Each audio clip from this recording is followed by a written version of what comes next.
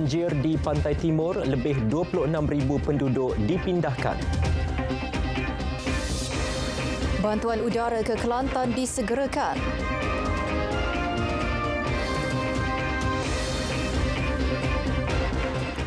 Assalamualaikum, salam Malaysia Madani. Kami mulakan dengan perkembangan banjir. Penduduk terjejas di Pantai Timur meningkat kepada 26,237 orang. Kesemua mereka berlindung di 206 pusat pemindahan sementara PPS. Berdasarkan kemaskini portal Info Bencana JKM, Kelantan menjadi negeri paling terkesan. Penduduk yang dipindahkan meningkat kepada 16,002 orang daripada 4,968 keluarga. Diikuti Terengganu 9,898 orang daripada 2,756 keluarga dan Pahang 333 penduduk terjejas daripada 82 keluarga.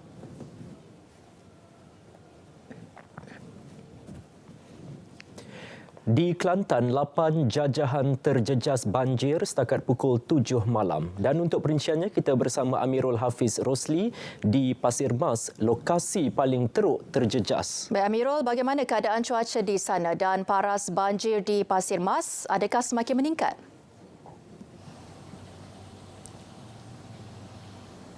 Baik, terima kasih Andy dan Farhato. Seketika ini cuaca hujan renyai di Pasir Mas ini dan situasi banjir di daerah ini juga semakin meningkat apabila lebih 10,000 orang dipindahkan di pusat pemindahan sementara di kawasan ini. Dan untuk mengetahui situasi semasa banjir di daerah Pasir Mas ini, kita bersama dengan Ketua Balai Bomba dan Penyelamat Pasir Mas iaitu Tuan Muhammad Azmi Hussein. Apa khabar Tuan? Alhamdulillah sihat. Tuan, macam mana keadaan semasa banjir di Pasir Mas kini Tuan? Untuk makluman RTM, sekarang ini kita masih menerima panggilan kecemasan untuk penyelamatan daripada daerah Pasir Mas.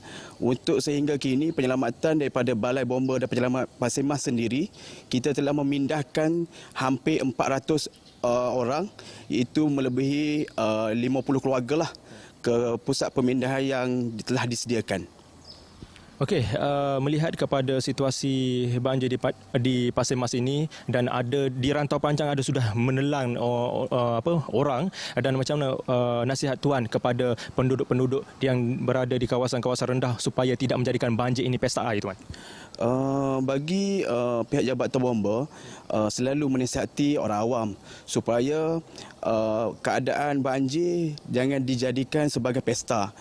Keselamatan perlu ditingkatkan oleh ibu bapa sendiri supaya hati-hati semasa berada di dalam air supaya tiada tragedi yang tidak diinginkan seperti lemas. Jadi saya memohon kepada masyarakat di luar sana agar mengikuti keadaan semasa air, dan untuk pemindahan saya harapkan buat pemindahan awal ataupun menelefon agensi penyelamat untuk bantuan pemindahan. Okey, terima kasih Tuan kerana sudi untuk bersama kami untuk malam ini. Saya kira itu saja perkongsian yang dapat saya kongsikan kepada anda. Melihat kepada angka lebih 16,000 penduduk terjejas banjir di Kelantan ini adalah air mata untuk negeri Kelantan sendiri untuk banjir ini. Jadi pesanan untuk anda semua, untuk penonton di rumah, untuk masyarakat yang berada di kawasan rendah di Kelantan supaya sentiasa peka dengan keadaan sekeliling, sentiasa berhati-hati, dengar nasihat yang diberikan oleh agensi-agensi keselamatan JBPM, PDRM, APM dan sebagainya untuk anda mengelak daripada berlaku perkara yang tidak ingin berlaku pada musim pah ini. Jadi itu saja perkongsian yang dapat saya kongsikan kepada anda dari Pasir Mas, langsung dari Pasir Mas Kelantan. Kembali kepada Andy dan Farhato di Angkasa Pura. Assalamualaikum dan salam Malaysia Madani.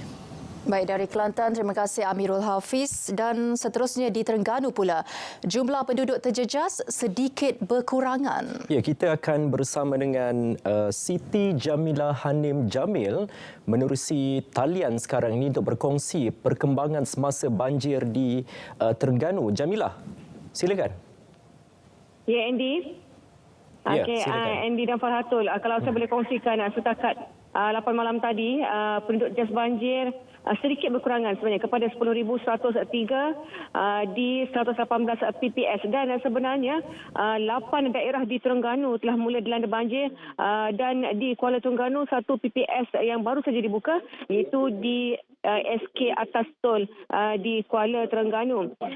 Dan untuk kalau saya boleh kongsikan, saya masih lagi berada di daerah Hulu Terengganu ini, dan ketika ini sebenarnya lewat petang tadi bermula pada pukul 6 petang sehinggalah kini hujan yang renyai saja yang berlaku di beberapa kawasan sekitar, dan dijangkakan jumlah penduduk jas ini akan semakin berkurangan sekiranya cuaca baik sehingga tengah malam ini. Dan Hulu Terengganu masih merekodkan jumlah penduduk terjas paling tinggi iaitu 3,289, diikuti Dungun 2,368, manakala di Kemaman 1,041 dan Besut 1,114 orang. Andy, Pak Ratul, itu saja saya kongsikan untuk berita perdana malam ini. Boleh benar anda, silakan. Ya, terima kasih Jamila. Baik, kita ke perkembangan selanjutnya. Meski keadaan banjir di Pahang makin pulih dan jumlah penduduk terjejas berkurangan, 6 sungai masih merekodkan bacaan melepasi paras bahaya. Berdasarkan laman sesawang rasmi info banjir Kementerian Sumber Asli Alam Sekitar dan Perubahan Iklim, sungai terbabit ialah Sungai Tembeling di Kampung Bantal Seberang Jerantut dan Sungai Pahang di Kuala Sungai Cini Pekan. Selain itu, Sungai Tanum di Jambatan Cegar Perah Lipis, Sungai Lembing Kuantan, Sungai Pukin Rompin dan Sungai Keratung di Jalan Kota Bahagia Rompin.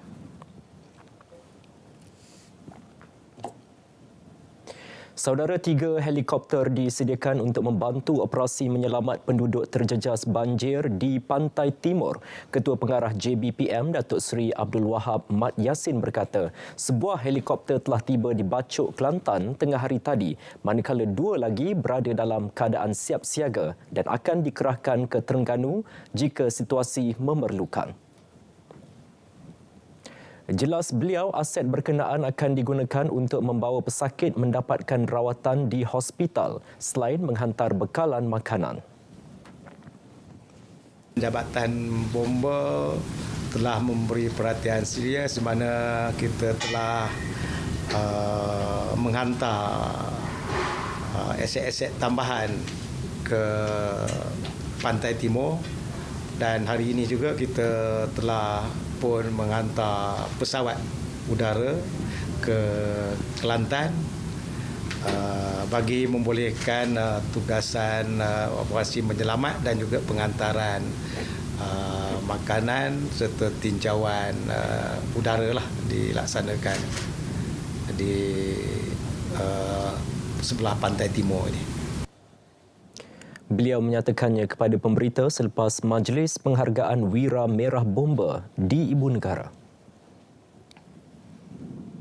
3 kematian akibat banjir direkodkan di Kelantan sejak 21 November lalu. Ketua Polis Kelantan, Datuk Muhammad Zaki Harun berkata, kes terbabit melibatkan seorang kanak-kanak lelaki di Kubang Krian dan 2 kanak-kanak perempuan di Pasir Mas.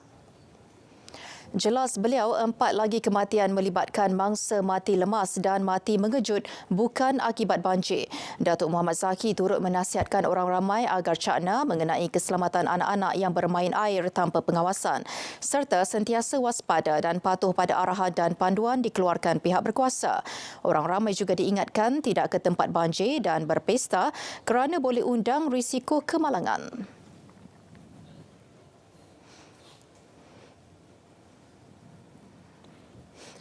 Susulan hujan lebat dan banjir di Pasir Mas, Tenaga Nasional Berhad TNB telah membuat tambahan penutupan bekalan elektrik di 40 lokasi di sekitar Pasir Mas. TNB dalam kenyataan menjelaskan penutupan bekalan itu demi keselamatan pengguna di kawasan terlibat. Antara lokasi terbabit, SMU Al-Falah, Booster Jeram Perdah, Balai Polis Jeram Perdah, Bongor, Bukit Lata, Taman Gemilang, Pengkalan Rakit, Sekolah Kebangsaan Gual Tokdeh, Terusan, Bakat 2 dan Pusat Penyembelihan GP. Kawasan lain termasuk Kebakat, Telekom Rantau Panjang serta SK Rantau Panjang 1 dan 2. TNB ingatkan orang ramai supaya tidak hidupkan peralatan elektrik jika palam atau soket alir keluar berada dalam keadaan basah atau dilitupi air serta kekotoran banjir. Di Terengganu, TNB membuat penutupan bekalan elektrik di 18 kawasan membabitkan 3 daerah. Melalui hantaran di Facebook, TNB memaklumkan di Bandar Al-Muktafi Billah Shah di Dungun, 14 kawasan terjejas penutupan bekalan elektrik. Antaranya di Pam Air Merlong, Sekolah Menengah Kebangsaan Kuala Jengal dan Kampung Surau. Sementara di daerah Marang, 2 kawasan terjejas iaitu Kuara Marang Solar dan Kem Panji Alam. Manakala di Kuala Berang, kawasan yang ditutup bekalan elektrik melibatkan Sekolah Agama Mahmudiyah dan Sekolah Kebangsaan Kua. Mengatasi masalah banjir secara holistik, fokus utama Kerajaan Madani, projek tebatan banjir antara yang dilaksanakan bagi memastikan banjir tidak berulang setiap tahun. Ikuti imbasan 2023 bencana banjir.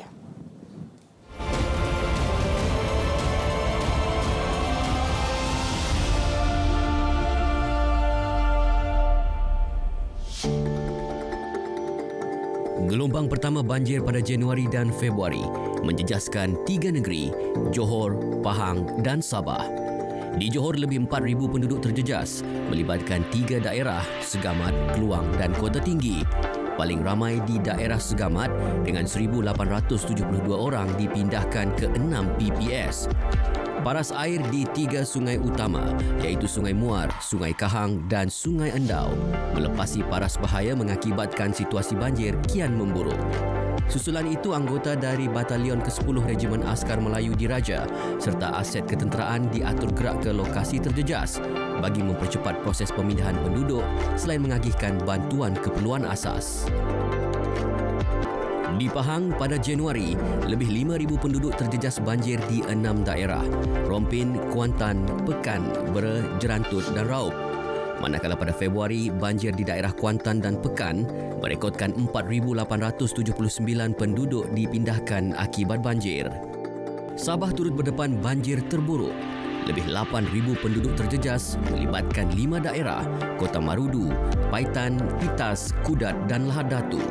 Paling ramai di Kota Marudu menyaksikan lebih 8,000 penduduk dipindahkan ke 11 PPS. Gelombang kedua banjir pada Mac pula melibatkan 5 negeri, Johor, Pahang, Negeri Sembilan, Sabah dan Melaka, menyaksikan lebih 30,000 penduduk terjejas. Johor sekali lagi menjadi negeri paling terkesan dengan lebih 26,000 penduduk dipindahkan. Segamat sekali lagi menjadi daerah paling teruk terjejas. Lebih 2,000 penduduk dipindahkan ke 60 PPS. Perdana Menteri Datuk Seri Anwar Ibrahim dalam siri lawatan ke PPS di Segamat memaklumkan kerajaan akan menyegerakan projek tebatan banjir dengan kos 600 juta ringgit di Segamat. Kerajaan turut meluluskan peruntukan 10 juta ringgit kepada Agensi Pengurusan Bencana NADMA bagi pembelian peralatan dan bantuan tambahan penduduk terjejas banjir di Johor. Berikutan situasi yang kian memburuk, anggota Tentera Laut Diraja Malaysia diatur gerak buat pertama kali bagi membantu mangsa banjir di daerah itu.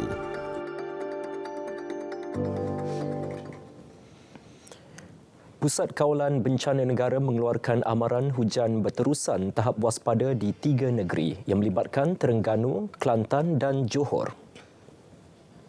Jawatan Kuasa Pengurusan Bencana Peringkat Negeri atau daerah diminta mengaktifkan serta meningkatkan tahap kesiapsiagaan bagi menghadapi bencana. Selain pastikan setiap PPS dilengkapi dengan keperluan asas dan pos kawalan tempat kejadian. Pusat Kawalan Bencana Negara akan sentiasa memantau situasi parameter maklumat teknikal dengan kerjasama pelbagai agensi teknikal sekaligus bersiap sedia menerima maklumat bencana, bantuan pengurusan dan pengoperasian bencana dari semasa ke semasa.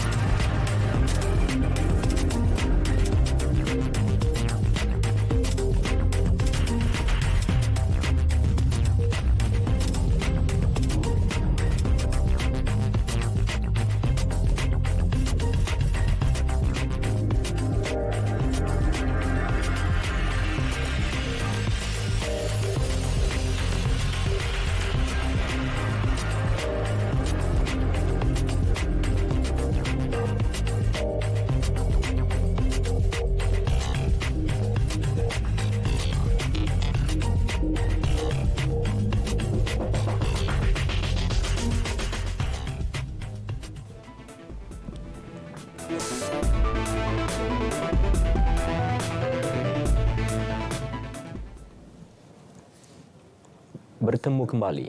Satu laporan polis dibuat naib pengerusi keadilan wilayah Persekutuan Lai Chen Heng di Balai Polis Tapak susulan kenyataan di laman X PAS Pusat. Kenyataan yang dimuat naik itu memetik kenyataan oleh Pesuruhjaya PAS wilayah Persekutuan Azhar Yahya dalam wawancaranya mengenai pilihan raya pihak berkuasa tempatan PBT membawa maksud berunsur perkauman.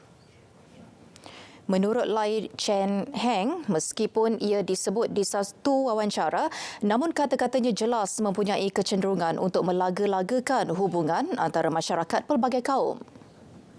Walaupun beliau cuba mengaitkan dengan isu kenapa tidak patut ada PBT, tetapi cara beliau mengikutkan isu ini adalah saya rasa berbau perkauman.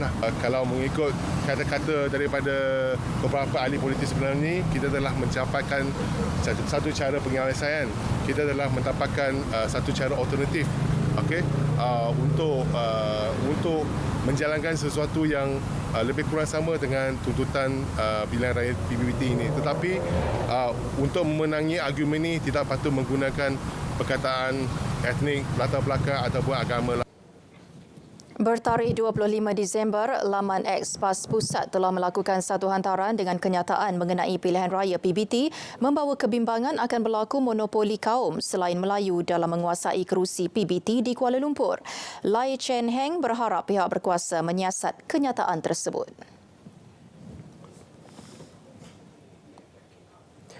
Ketua Sindiket Dadah bergelar datuk antara 10 lelaki ditahan di Sabah kerana disyaki terlibat sindiket pengedaran dadah terbesar di negeri itu. Timbalan Ketua Polis Negara Datuk Seri Ayuhan Maidin Piche mendedahkan kesemua suspek yang berusia lingkungan 36 hingga 48 tahun itu ditahan semalam dalam operasi khas pukul 2.30 pagi. Tambahnya, ketua sindiket itu turut dikesan memainkan peranan sebagai penaung badan bukan kerajaan bagi melindungi aktiviti haram. Ini bukan sindiket ini telah dikesan beroperasi sejak tahun 2015 dan disikan menunjukkan sindiket ini merupakan sindiket terbesar di Sabah dan mempunyai jaringan pengedaran antarabangsa dan juga tempatan. Mereka mendapat bekalan dadah syabu daripada negara jiran di Semenanjung untuk disudup ke pasaran di seluruh Sabah, terutama juga di pantai timur Sabah, Filipina dan juga Indonesia. Kesemua tangkapan disiasat mengikut Kanun Keseksaan Kesalahan Jenayah Terancang dan prosedur pula mengikut Akta Kesalahan Keselamatan Langkah-Langkah Khas 2012 SOSMA. Selain itu, siasatan juga mengikut Akta Pencegahan Pengubahan Wang Haram, Pencegahan Pembiayaan Keganasan dan Hasil daripada Aktiviti Haram 2001.